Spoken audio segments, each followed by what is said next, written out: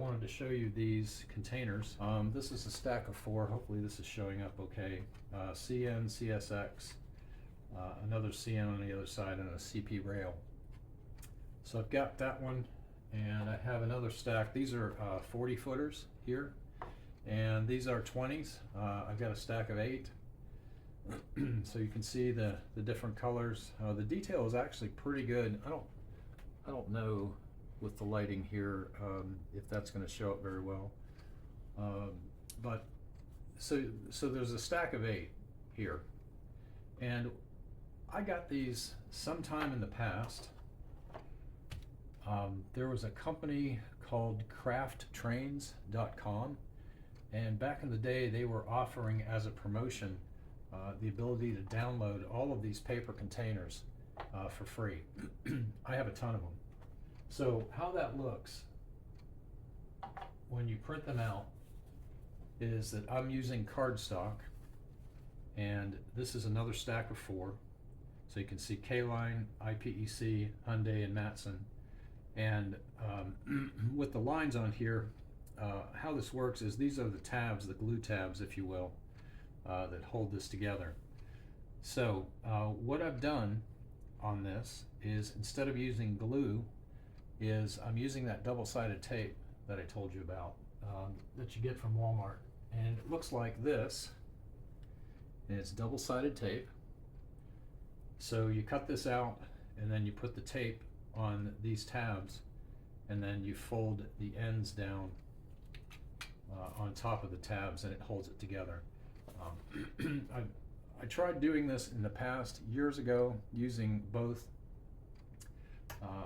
glue sticks, which didn't work too well. The Elmer's glue was kind of, it kind of leached out some of the color in places. Spray adhesive was kind of a pain in the butt because it was a real mess. So the double-sided tape works pretty well. This is about, I don't know, maybe a ½ inch in diameter here. So if you put a strip right down the middle on each of these tabs, when you fold everything on there, it holds it really well. So you can see how that's working pretty well. So all that being said, if anybody wants a bunch of these containers to populate an intermodal yard just as background, look and feel, let me know. I will send you as many of these as you want. These 4x4 40-foot containers, I have 209 pages of the 40-foot containers. They're all different. So you could populate, a huge intermodal yard with these.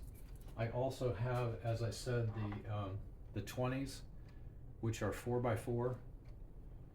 And I believe I also have some single containers, and I might have some double stacks. I'm not real sure of that, but let me just check that for a second. I'll pause the video right here, and I'll come back when I'm sure of exactly what I don't know. Hopefully this is going to show up, and the refresh rate is going to be good enough to see. But this is an example of the 20-foot individuals. So on one of these, and this is from a different company. This was a German company that sold these, or not sold them, but provided these individual containers for free. And I don't know if the detail shows up on those or not, but on the ends, they're pretty good. I mean, you can't read the writing, but this is just background stuff anyway. So that's an example of the singles. Here's an example of a 45-foot individual container. There's APL,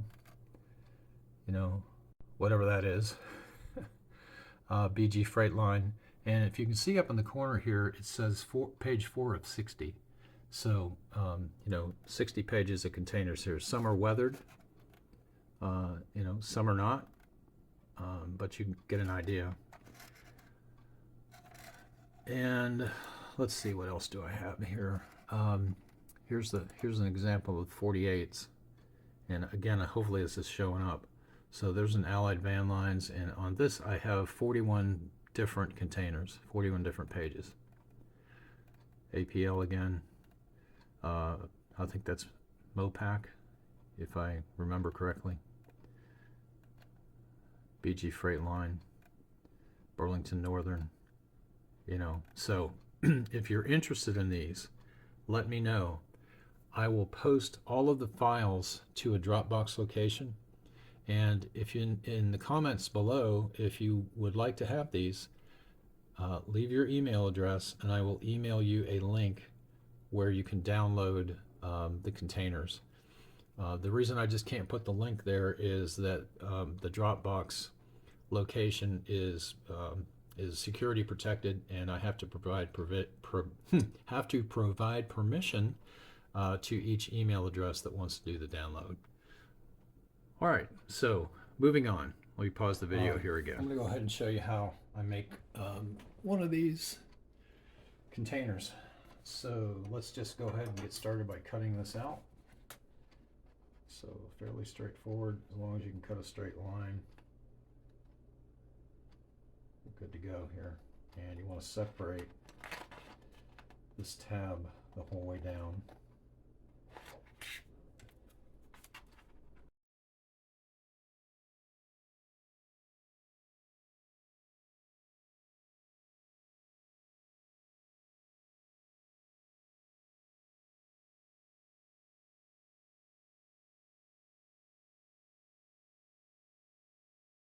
What I do then is I score the seams, and I'm using the back side of this utility knife. You know, it's a little bit of overkill, but it's the only utility knife I have right now because I somehow managed to break my X-Acto knife.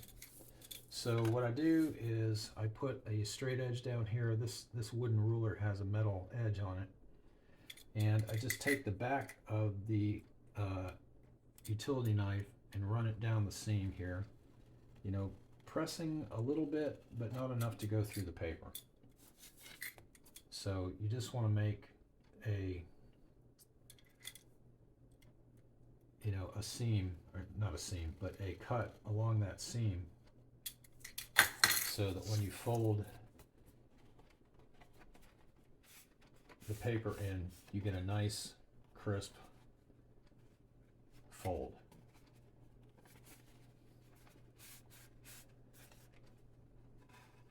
And again, you'd want to do the same here. So let me just flatten this out for a minute. And here you're going to run the whole way down because those glue tabs also have to fold in.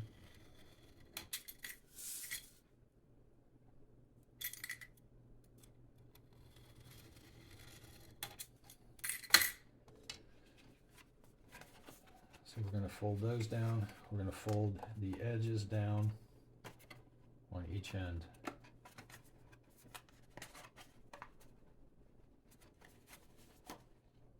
And that's what happens when you don't cut the tab the whole way.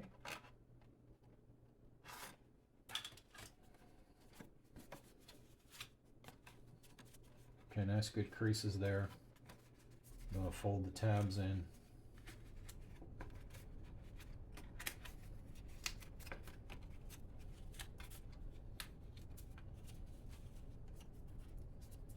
All right, so I've got my double-sided tape already cut here, and I'm going to come in and put a piece on this tab.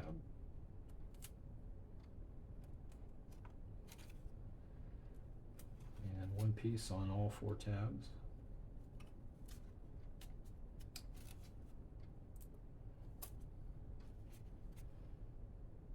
You know, again, if you prefer using glue or CA, you could do that. You may have glues that you love to work with cardstock, and that's fine. But this is what I have found that works best for me. Okay, so I want to leave the ends out a little bit, and I'm going to fold in one side and then bring my tab out straight here, and then just press the end down against it. So the tabs are a little bit shorter than the inside, than the end, so they won't protrude past the edge.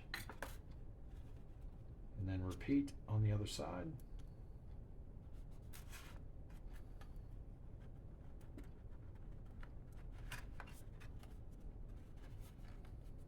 And there you go. This one looks like I've got a bit of the tab sticking out. So I'm going to trim that off.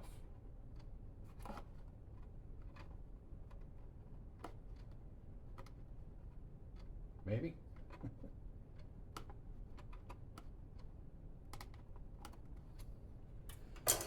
All right, so I'm going to trim that off with my knife.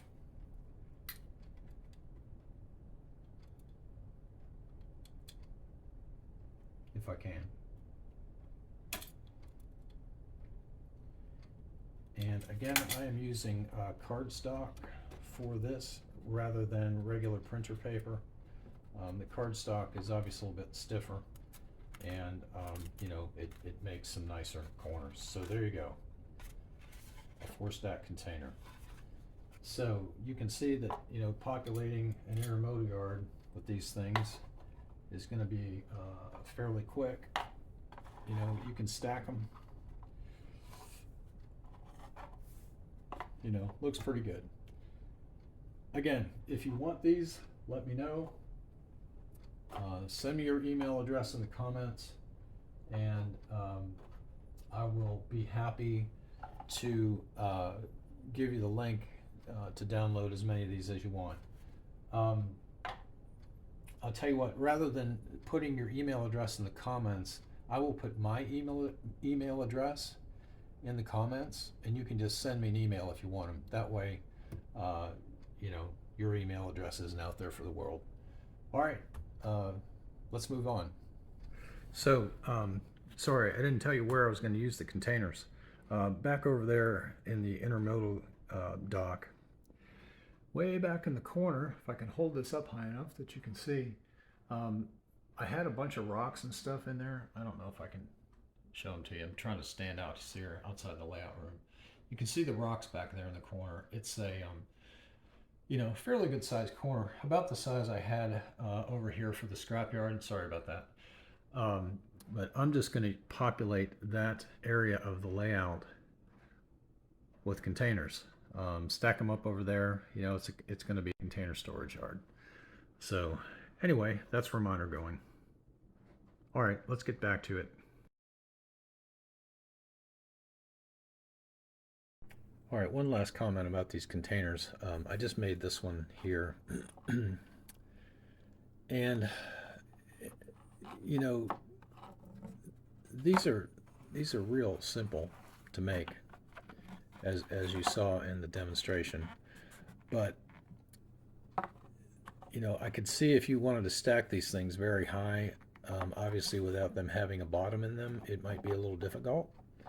So, I suppose what you could do, and I'm going to go up to the screen here and show you one here. You can see that it's got some information down there at the bottom, and then also some at the top.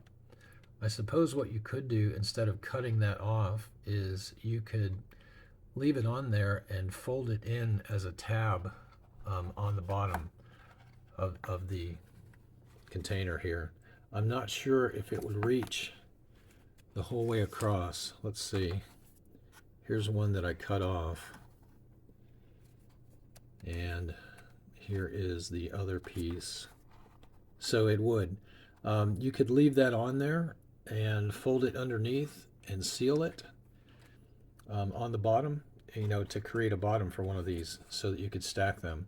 You know, alternatively, what you could do is you could put some balsa wood in there. You know, just cut out a piece of balsa wood for that to fit that.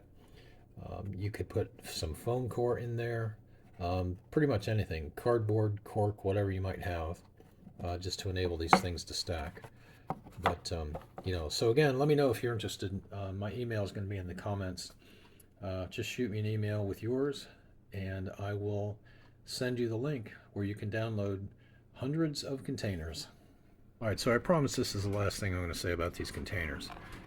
You can see up here along the edge, when you run the utility knife over there to make the cut, it does have some white showing. So what I have is a ton of these markers that I got, I think, at the dollar store or maybe Hobby Lobby. all different assorted colors. So what I do is I just take something that I think is close, and in this case I'm thinking this is close, and I just run the edge of the marker across the top here, and it colors it in.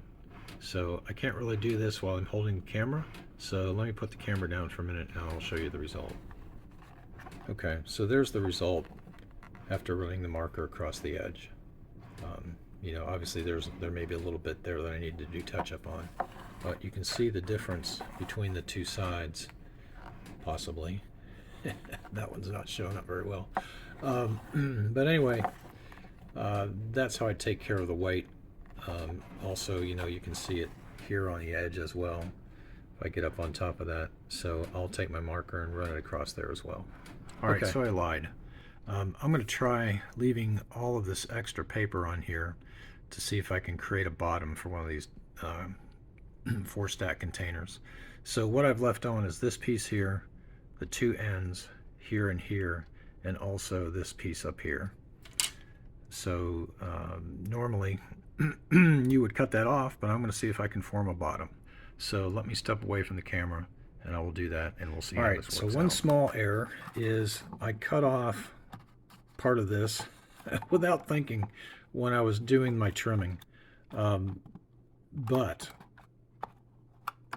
I think if that actually had a piece in there and some extra tape, it would hold.